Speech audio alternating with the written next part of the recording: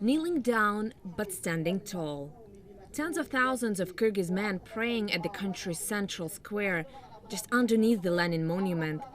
Even in its best years, the communist ideology couldn't bring to the streets as many people as Islam does nowadays. The Feast of Sacrifice is one of the most important rites for all Muslims, but their unity in prayer can't mask enormous theological and lifestyle differences that exist among various branches of Islam here in Kyrgyzstan. Over the past decade, this country has become a testing ground for Islamic missionaries of all kinds, some of whom have less in common with each other than they do with Christians or Jews. Kyrgyz people converted to Islam in the 17th century, but they were never too zealous about it.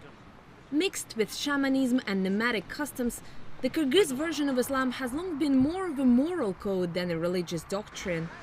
It helped shape a society where women are just as active and ambitious as men, and where religiosity went hand in hand with good education. But that is starting to change. After the collapse of the Soviet Union, Kyrgyzstan has seen a very fast growth of Islam.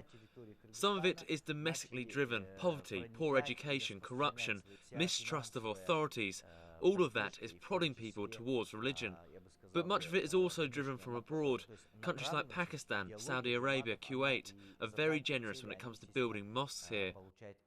Islam is on the rise across all of Central Asia, but only in Kyrgyzstan have the authorities adopted an open-door policy.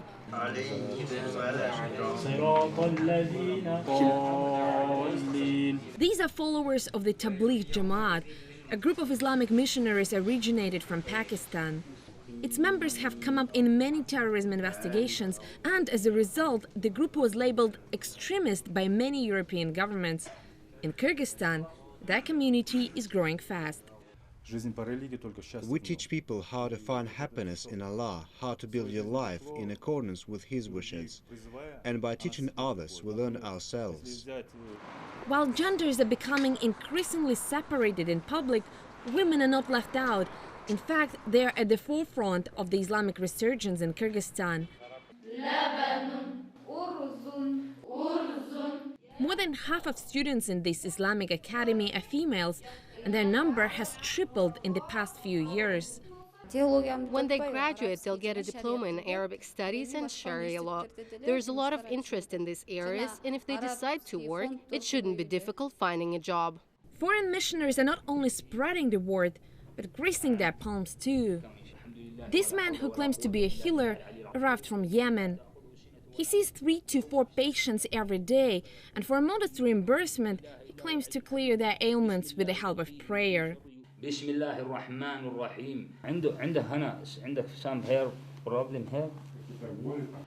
changes in Kyrgyz society has many opponents.